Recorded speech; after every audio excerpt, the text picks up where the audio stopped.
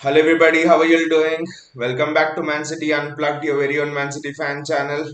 And there's been a lot of activity surrounding City today in the transfer window, especially. It's been a bit quiet throughout the week, but yesterday some news had come out regarding Ilkay Gundogan, and today David Ornstein had to tweet it. Fabrizio Romano followed it up. They had to tweet it. City's interest in Declan Rice. I think West Ham always knew that City was holding an interest in Declan Rice, and it was a matter of time before City came in with a bid for Declan Rice. So it's absolutely interesting that we are going in for Declan Rice. In the other topics that we'll actually touch upon today, it's Gundogan leaving City for Barcelona. Well, if you ask me, he had to leave. I think other than Arsenal, or any other club in the football league, any other club in the EPL. I'm happy with Gundogan leaving anywhere, and I'm happy for him. But we'll talk about it. How are we? How will we actually look to replace Ilkay Gundogan? And also, Mateo Kovacic has been all but confirmed yesterday. I think he has to undergo a medical examination, and I think after that he'll be confirmed as a City player. Chelsea and City have agreed a deal of 25 plus 5 in add-ons, and I think the 5 in add-ons will be easily achievable, so Chelsea did not have a problem with it. And there was also some news regarding Maxima Perrone. He's said to be a superb talent, and there's been news that he could be heading to Girona on loan actually. So that is something which we'll keep an eye on. So let us get the show going with Declan Rice, with the news about Declan Rice. I mean, it was, if you ask me, I mean, I know David Ornstein came out and said that City have an interest and have asked West Ham to keep them informed about the Declan Rice situation. But for me, I thought, did we actually need Declan Rice? Even if Gundogan went, um, did we actually need Declan Rice? Because what is the system that City actually play with? We actually like to have two number tens, right? Kevin De Bruyne and Ilkay Gundogan used to do that role.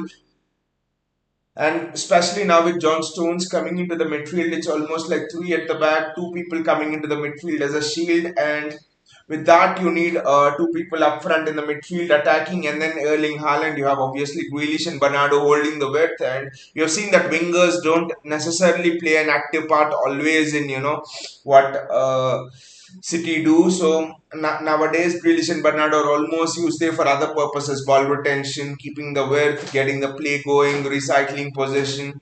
I mean, they contribute in the attacking play. I don't agree Bernardo, Real Madrid, and stuff like that. But generally, this has been the style of the wingers. So ideally, there are just three players who are involved in the attack for City. It's the two attacking midfielders and also and Erling Haaland. So in these situations, did we need Declan Rice? Because Declan Rice, don't get me wrong, Declan Rice is almost the opposite of what Gundogan does. Gundogan is excellent in those attacking surges up front, but Declan Rice is excellent in shielding against counterattacks and making those runs back and all of those things. So did we need Declan Rice? He is not a like for like replacement for someone like Ilkay Gundogan, for example. So that was something that actually caught my eye. That is something which I really, uh, which I really found it interesting. So, I mean, I was actually thinking we could go for someone like a Florian Wirtz, for example, in order to continue that lineage of David Silva, Ilkay Gundogan, Kevin De Bruyne are playing that role.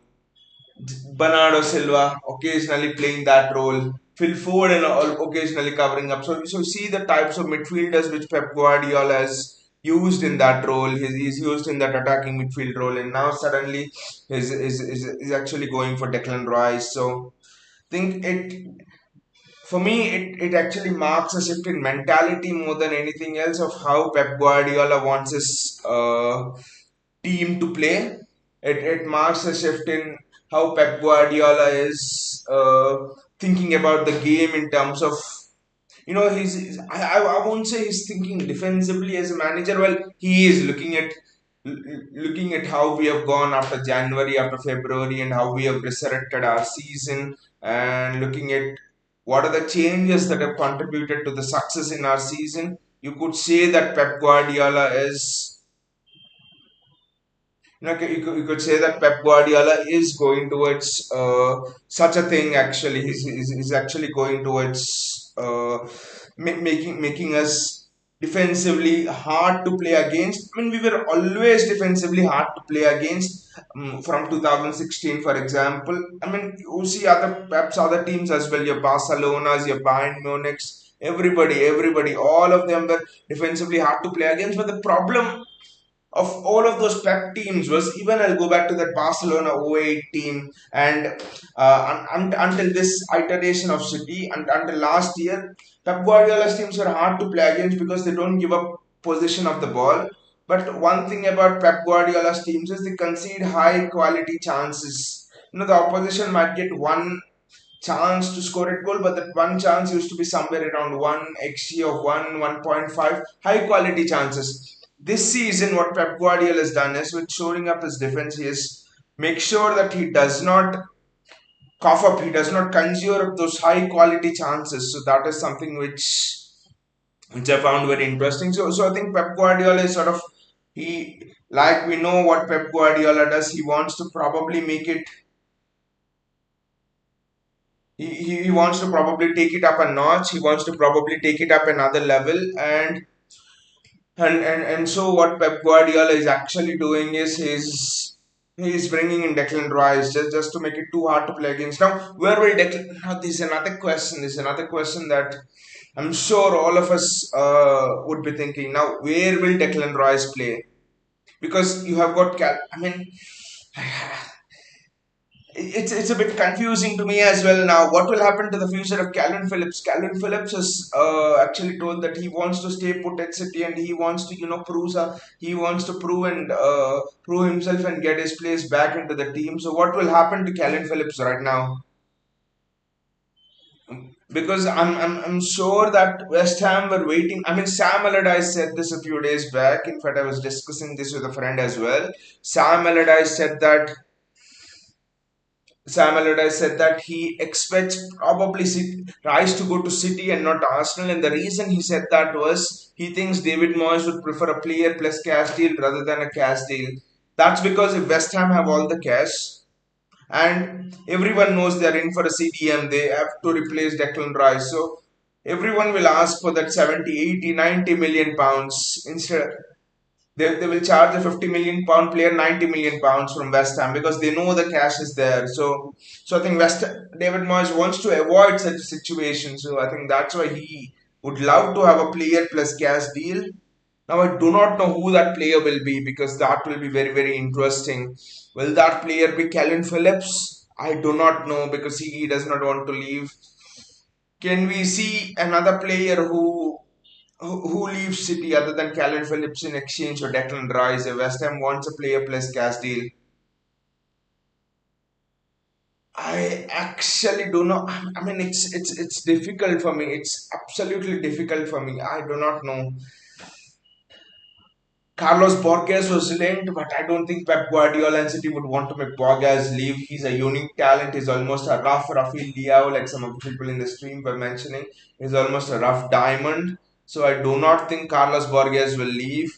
I think City are gonna just blow Arsenal out of the water and pay 120 million pounds, or 120 million euros, 120 million pounds, or something like that, a fee in that region, and they're just gonna blow Arsenal out of the water.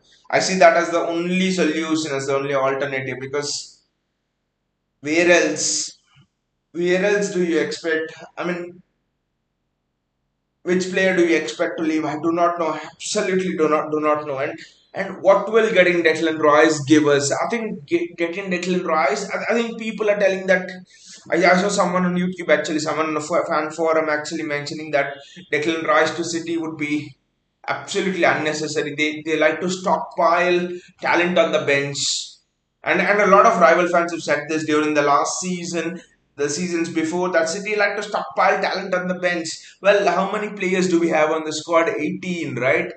Except Maxima Perrone, who is and Sergio Gomez, who probably have come in City's first season last year. Except those two, all the other players have at least played 18 matches minimum.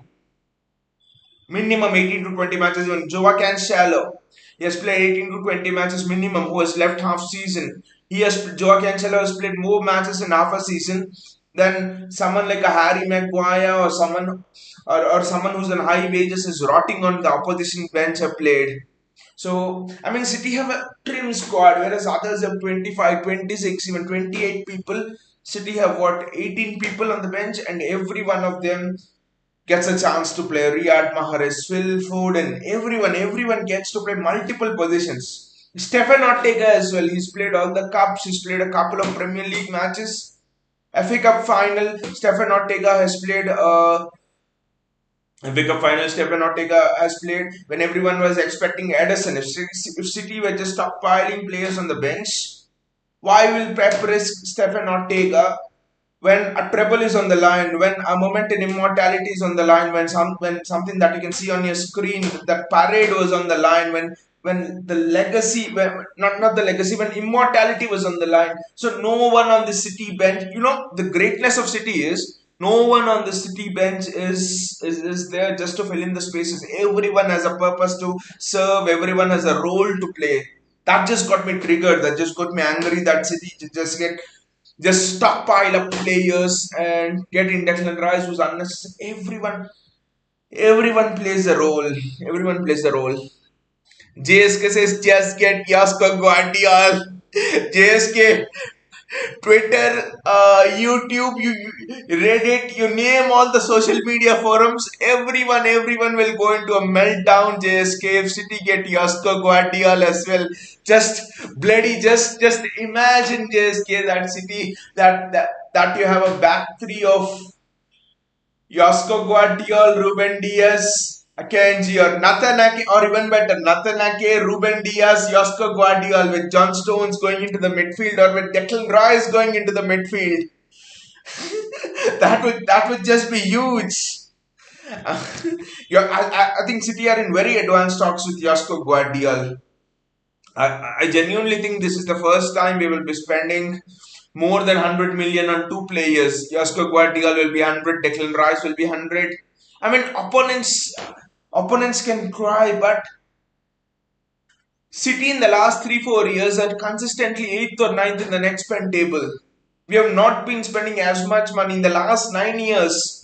From 2012 to 2022, if you take the budget, 2012 was almost when City was getting started, right, in this spending from Sheikh Mansour and stuff. 2011, Arsenal, United have obviously spent more than City, and Arsenal and City are 100 million apart. That's it in the net spend in all of these years.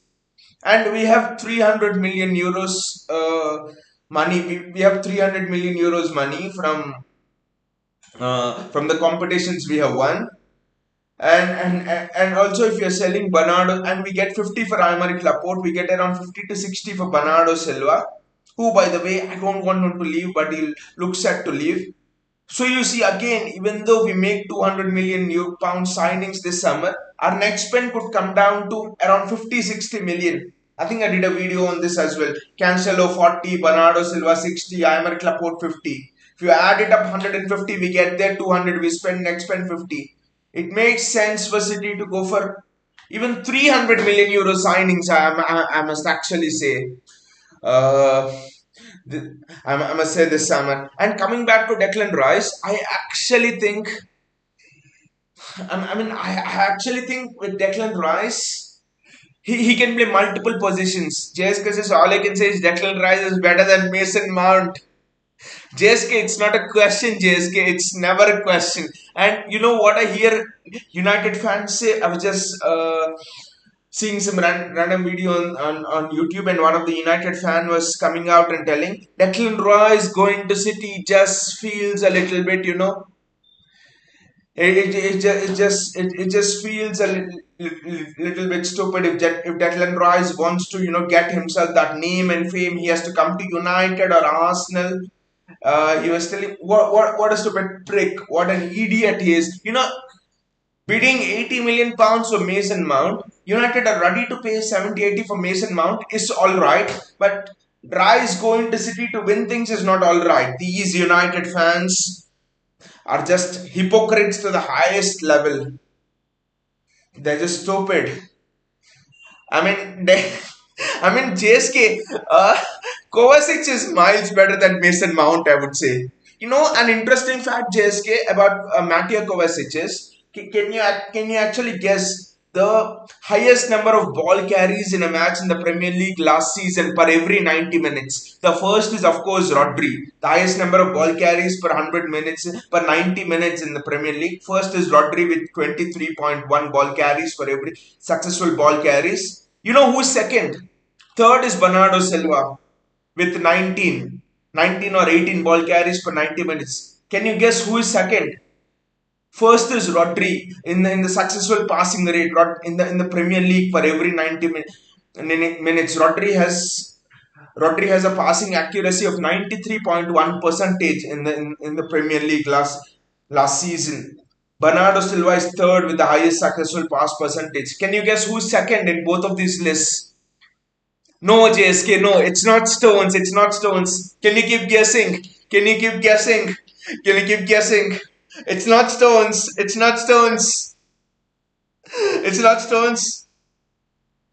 It's a player Pep Guardiola wanted since 2019. It's a player Pep Guardiola really wanted since 2019. He really tried hard for him, but we didn't get him in 2019. He's said to be an unpressable machine. Yes, JSK, you got it spot on. Kovacic, Mateo Kovacic. I saw those stats today morning and I was like, wow, this is just insane. Just imagine Rodri and Mateo Kovacic playing in that midfield. Two players with the highest passing accuracy and highest ball retentions. And two players who are absolutely unpressable in that midfield. Wow, what will happen? What will happen to our rivals? Now it's just gonna go to another level, JSK. It's going to go to another level now that City will be very difficult to break against. Because our defense will have even Josko Guardiola as well. Even now our defense is the best in the world, and you add Josko Guardiola to it, who's just 21, 22. It will be even more superb. And you add the centre back and you add Mateo Kovacic as well. Now we will not give. Last season, one of the problems was we were giving possession away a bit cheaply in the midfield. Inter Milan, for example, lot of turnovers. Gundogan is very good. Kevin De Bruyne is very good. But if you absolutely press them, they give the ball away. They're not pressing machines. Their qualities are absolutely very good passing. They have excellent positional awareness. They play some superb through balls and stuff. But if you actually press them, they tend to give the ball away a bit. That is not any this thing on them, any blip on them, but any blame on them. But you add Mateo Kovacic, and suddenly it is like City will not give the ball away as well. Now we are keeping possession, and even if the opponents regain possession, the first thought in the minds of the opponents now is, we have got the possession back, that is fine, but we have got to get through against Rodri, who's still holding. We have got to get through against Josko Guardiola, Ruben Diaz, Manuel Akanji, and even if we beat all of them, we have got to get through against the goalkeeper who's risen from the ashes because of JSK's curse. Again, we have to thank you, JSK, for reviving Edison out of nowhere.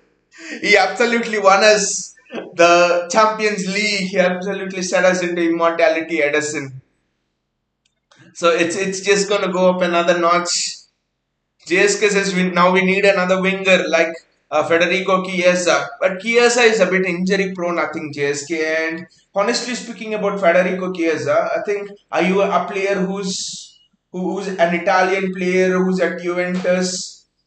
I'm not sure if he's also. I think he's also from the Juventus Youth Academy. So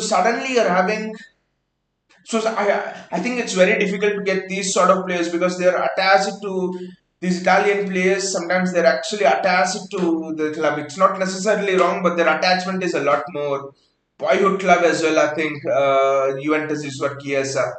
Buffon was a clear example. Pirlo was a clear example. I think when Juventus was relegated in the 90s or so, Buffon didn't leave. He could have actually left. He didn't leave. These Italian players, it's just going to be it's just going to be too difficult. And also, Chiesa is a bit injury prone, I think.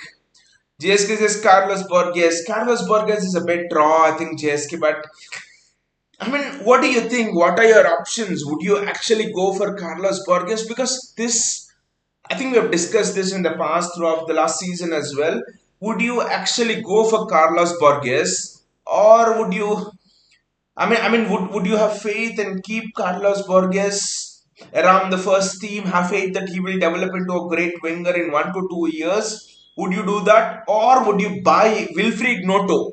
Leeds are relegated. You can get Wilfried Noto for 30 million pounds or so, 20 to 30 million pounds. I think you get the deal done for Leeds. 21 years, 19 years old, Wilfried Noto. And also the thing about Carlos Borges is an explosive winger. I do agree, but does he suit the style which City play? Because right now you see how City actually plays.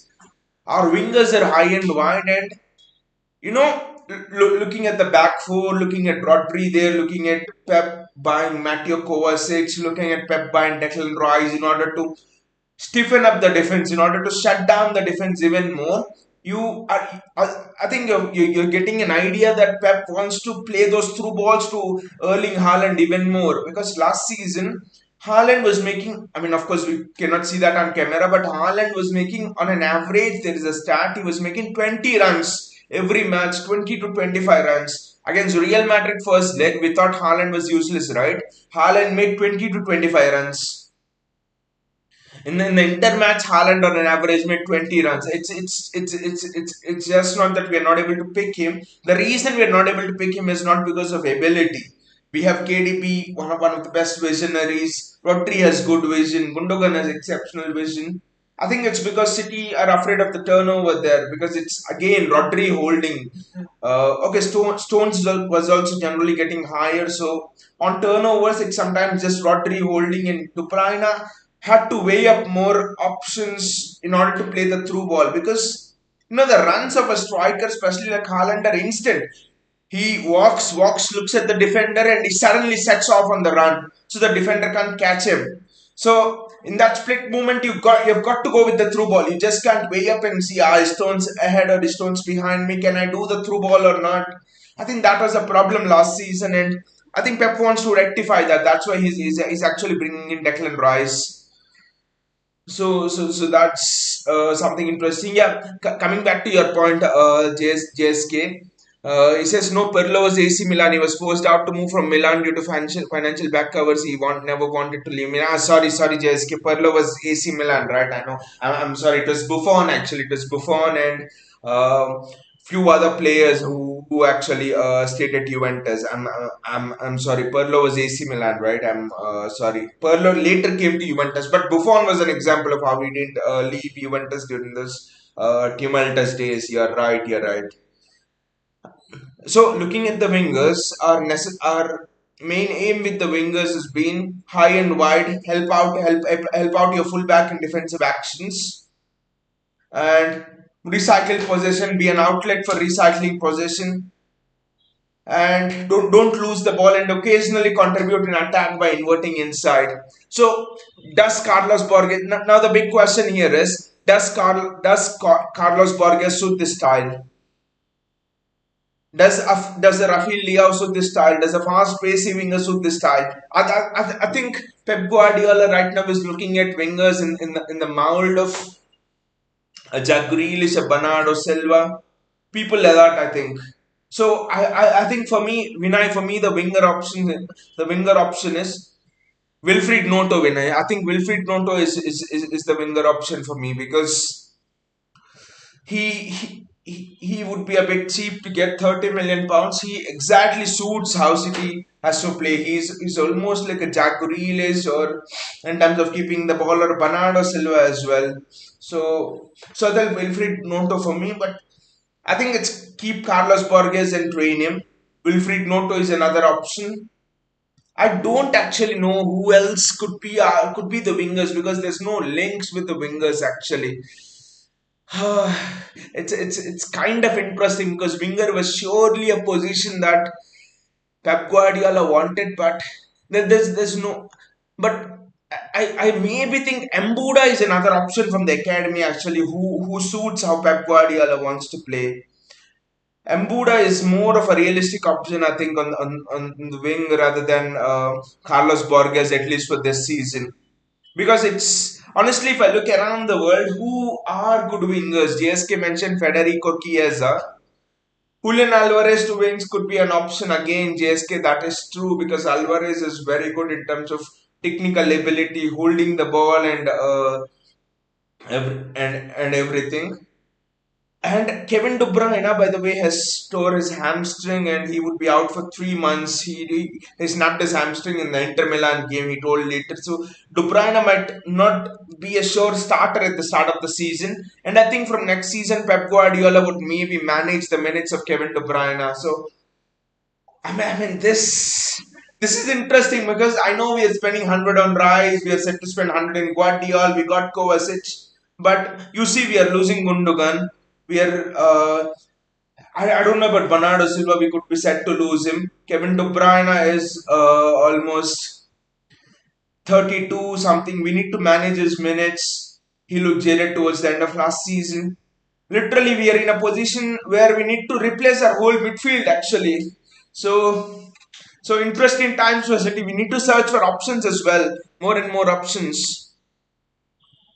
Vinay says, I don't know if Sam Lee said it, Pep doesn't want pace at at the wings. Exactly, Vinay, and you also see how Pep plays. He does not want any pace at the wings.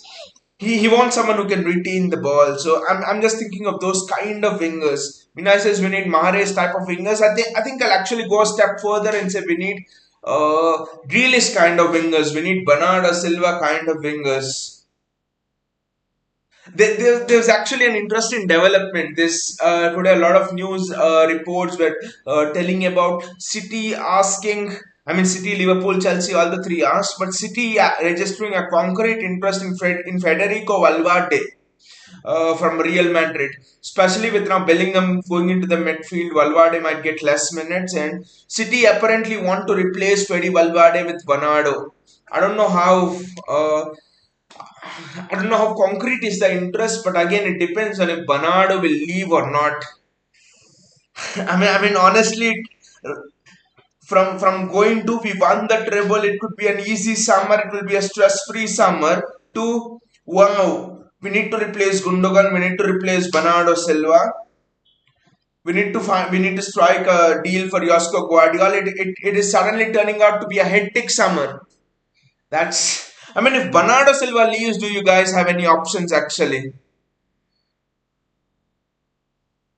Vinay says Alvarez has striker's mentality. Wing won't work, and Pep didn't even try. He said it in a press conference as well, right? Vinay, directly that I see Julian Alvarez as someone who could play centrally. That was a shrewd thought.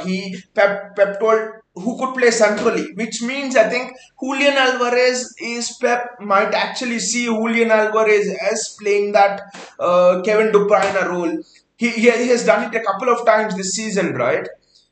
Julian Alvarez has sort of sat into that hole which Kevin De Bruyne does, that hole ahead of Gundogan and behind Erling Haaland.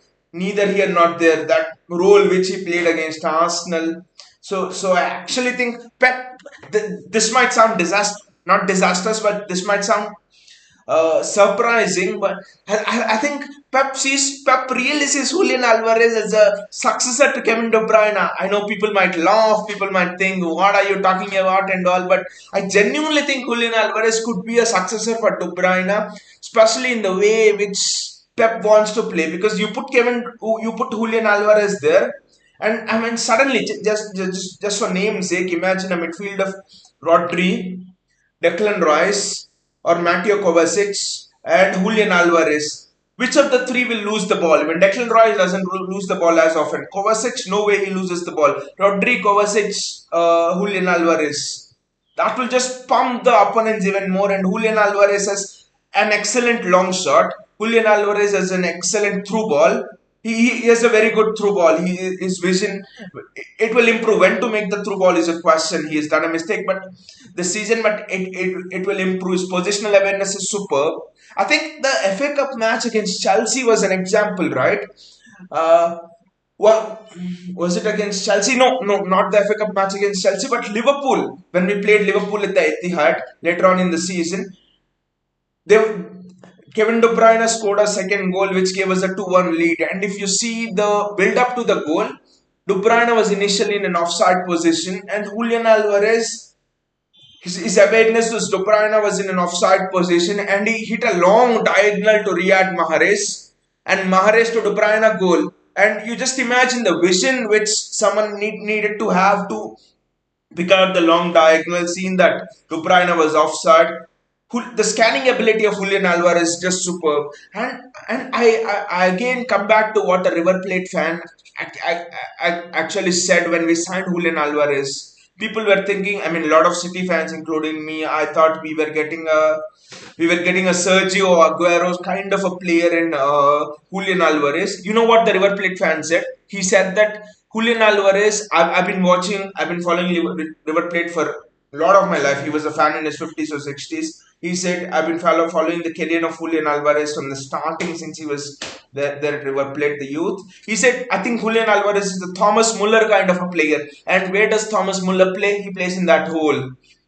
Generally, not now, but generally, most of his career has been in that hole, which Julian Alvarez has been tried out this season. And who coached Thomas Muller? Pep Guardiola. So I think I can see where Pep Guardiola is going with Julian Alvarez. It's not just for nothing. Pep Guardiola will extend the contract of Julian Alvarez till 2029. JSK says, then where will he play? Because after the treble, I don't see Haaland leaving anytime soon. In that Kevin De Bruyne role, I think JSK, especially now with Gundogan leaving, you could sense that he will get more opportunities there. Vinay says, Freddy Valverde, the work rate, Vinay, the work rate. Who do you think? Can you guys give me some options of if Bernardo Silva leaves, who can we replace him with? Who is the one who has that work rate of Bernardo Silva? The most Pep-like thing will be playing Matteo Kovacic in the Bernardo Silva role. Because Kovacic has an excellent work rate, whatever you might say of him. Do you guys see Matteo Kovacic playing in that Bernardo Silva role on the right? That will be interesting. JSK says Gabriel Martinelli is better suited than Valverde. The work rate, when I work rate, Gabriel Martinelli will not give you the work rate which a Bernardo Silva does. If you look at both our fixtures against Arsenal, Gabriel Martinelli was completely marked out of the game over. And you actually see the Real Madrid first leg. Bernardo Silva was marked very well by Camavinga, but still Bernardo Silva comes back, helps us in defensive situations. Still Bernardo Silva has the ability to come out of pressure, even though he's been doubled up. Bayern Munich match was an example, great example. Bernardo Silva was being doubled up, tripled up. He still managed to get out of pressure without losing the ball. Martinelli cannot do that. Martinelli and Saka, you shut them out of the game and they're done. And they're done. You man-mark them and they're done. That was one of the main reasons why, what teams found out about Arsenal in the later stage. It's not a coincidence that after City defeated them, they suddenly lost to Brighton, they lost to Nottingham Forest and all. Teams have found out that you man-mark them and it's game done. Because Arsenal rely on creativity from there. So, and I don't think the mentality of Gabriel Martinelli actually suits us. I'm sorry to say that when he loses possession, he doesn't sprint back. He's someone who likes. There was one instance where I saw that he was just putting his hands up in the air and like that when a pass was misplaced and all. When was the last time you saw Bernardo Silva do that? Jack Grealish do that? Doesn't fit into the mentality of a dressing room. I'm sorry. I'm absolutely sorry. No Gabriel Martinelli for us.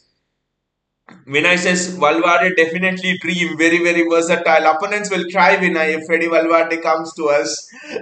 Kovacic, Valverde, Rodri, Declan Rice. You see that midfield. Last season, this project is just going from superb to beyond super beyond excellent. You showed up your defense last season. Now you add Yasko Guardiola to it, and now you're showing up your midfield by bringing in three players who are absolutely unpressable and unplayable in Kovacic, Declan Rice, and keeping Rodri. So it's just superb the way we are operating in this transfer window, having won the treble.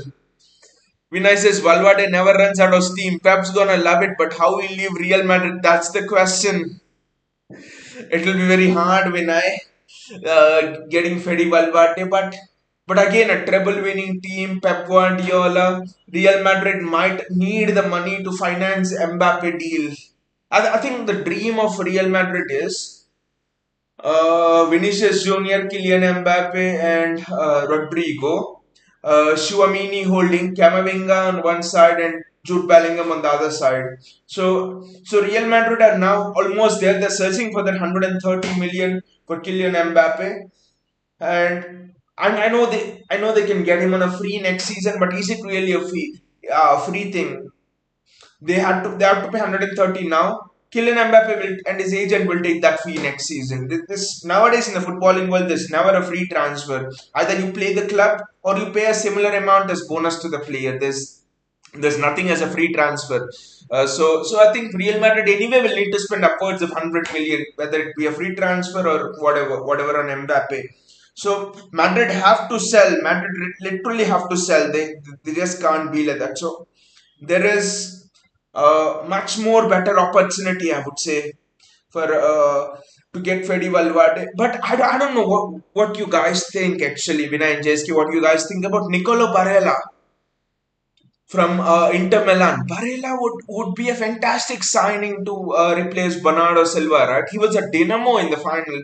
He was actually man marking two players almost. He was going to Gundogan. He was then going to cutting out the pass to Kevin De Bruyne as well. He was cutting out the passing lane between Rodri and Gundogan, two people at a time. Nicolo Barella will be available for around 50 to 60 million. I think that is something which will be very interesting to look at. I don't know why we are not going for him. JSK says get Martinelli. No, JSK, no. JSK says we don't even know how Valverde will work out at PL. Doesn't matter, JSK, doesn't matter because we have Pep Guardiola. We got Guardiola. We got Guardiola. So I think it doesn't matter if Pep chooses a player. If Pep wants a player, I think he'll work out very well. I think Pep will mold him. See, this is the thing about this is a false notion about Pep. People think that Pep only buys players that suit his system. It is wrong. Pep buys players and he tweaks his system a little bit to so that it adds to the strength of the players. You know what people are thinking? People are thinking that Pep has tweaked his system only because Erling Haaland has come here. But the truth is, Pep has always tweaked his system before that as well. Sunny went. Actually, a friend was asking me this question. He was speaking to me today morning. He was telling, who will replace Gundogan? I thought for a minute and I was like, we have never replaced any player since Pep has come on. Sunny went. Who did we replace Sane with? No one, right? Sterling went. No one.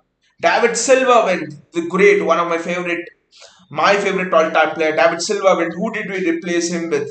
No one. Even Fernandinho went. Was Rodri a like-to-like replacement for Fernandinho? The answer is absolutely no. So City are not a club. This is the great thing about City. City are not a club who go for like-to-right replacements. When we didn't replace bloody Sergio Aguero, we played false nines and all, and Haaland is a different kind of a striker to Sergio Aguero right now.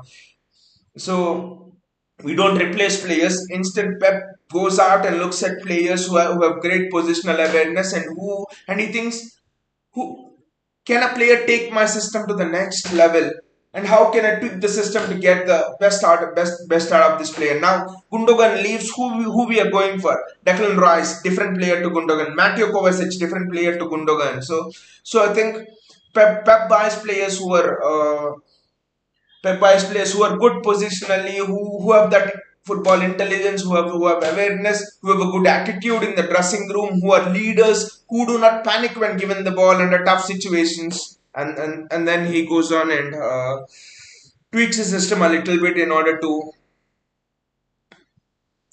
cater to the strengths of the team. Vinay says, if we get Valverde, definitely football, rest in peace. Vinay says, Valverde 100 million plus. Only way is Silva swap. Bernardo Silva to Real Madrid. You can't lose it. I mean, lose it in the sense you can't rule that out of the uh, out of it. But Bernardo Silva has apparently been offered 130 million per year. 130 million per year from Saudi Arabia. And and they're ready to pay that 60 million, 70 million transfer fee as well. 130 million to Saudi Arabia. Bernardo Silva is 28, one of the best attacking midfielders, one of the best midfielders in the world at the moment. He can play attacking, defense. You put him in the bloody goalkeeper position, and still Bernardo Silva will make better saves than David De Gea. Bernardo Silva is so bloody good. But honestly, I don't want Bernardo Silva to leave because you just cannot get that kind of a player. Uh, for me, the realistic options are Nicolo Barella and Fede Valverde. Even if we get Barella, Vinay, even if we get Barella, I think football rest in peace because Barella is so underrated. Barella is so good. He literally drove the entire Inter team in that final along with Brozovic. So good. Vinay says DRP, but again, yeah, not, I think Vinay, if you the I think Liverpool have inquired about Nicolo Barella and Inter Milan 150 plus. So if you are getting 60 for Bernardo Silva, I think you can bid 60 and get Nicolo Barella. He's almost is young and he's a younger version of Bernardo Silva and is of course Bernardo is young but Barella is just starting he's just starting to get into his prime. So I actually think Nicolo Barella would make a lot of sense. Abu Diaby, Musa Diaby 70 is not a good deal actually. Vinicius Foden in wing or centre mid. Foden is again this season has the potential to throw us a lot of surprises actually. Phil Foden in wing would be very interesting. Phil Foden. I mean, again with Kevin De Bruyne, it's interesting that you brought that up, because with Kevin De Bruyne slowly getting old, picking up those injuries. Pep will manage his game time very well so that he will be fit for the biggest games. So, will Pep put Foden into the midfield or will Pep play Foden on the wing? That's another question because if Pep wants Foden on the wing, then I think we don't need to go for a winger actually. Pep can, because Mahrez might stay for another year or two and we could develop Carlos Borges. Foden will be uh, offering us that thing on the wing. And Foden in the midfield is the most interesting one for me because people forget that Foden came through the youth ranks as a midfielder. So the vision of Phil Foden is just superb. You look at that Inter Milan thing, right? There, I think in round about the 80th minute, Foden spun away from two players from the midfield and he went through on goal. He literally spun away. He literally did a 360. So if someone has that kind of ability, I think you play him in the midfield for sure. He'll just spin around defenders like they're bloody tops. So I think Foden is an interesting one. Foden in the midfield for me, I think more than anything else. Vinicius and McAtee has a chance, but that's the thing, Vinay. That's the thing. See, you put Foden in the midfield, and suddenly there are a host of players who would be looking for that midfield chance. You put Foden in the midfield, and you have a Maxima Parone who is looking to get into that midfield spot. And by the way, they say Maxima Parone is unpressable as well. He's someone like a Frankie De Jong. He's so good. He makes those forward runs like Gundogan and he's unpressable like Frankie De Jong. Maxima Parone is someone who is very interesting. Is very very good.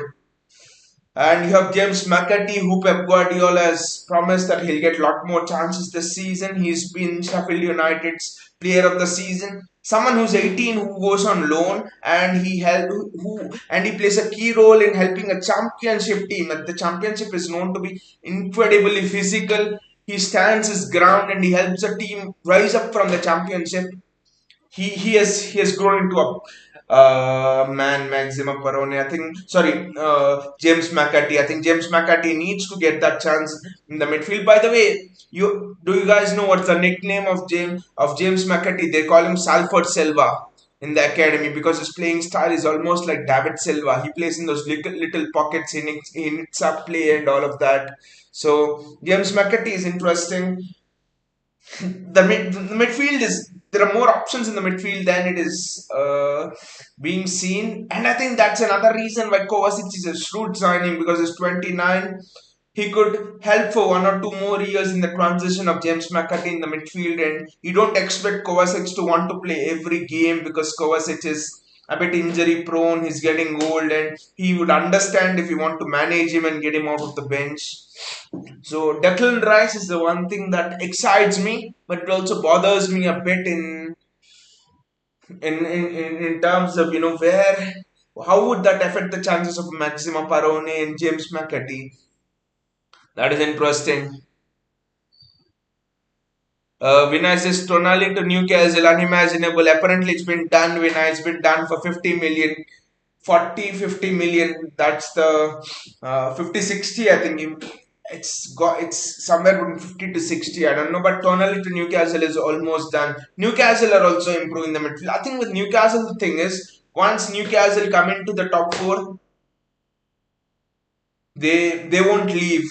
They won't leave. This is what United fans are fearing. Arsenal fans are fearing when Arsenal fans are at one time telling that we'll compete for the title next season. We want to win the Champions League next season and stuff. And now they are fearing that they might struggle for top 4 this season. You see the fickle mind of most of the Arsenal fans. They're crying. I mean, I want to get Declan Rice just to see those Arsenal fans become salty again. That's where I want to see us get Declan Rice. JSK's is Oscar Bob. He's younger version of Kevin De Bruyne. We have some excellent talent coming out of the academy, JSK.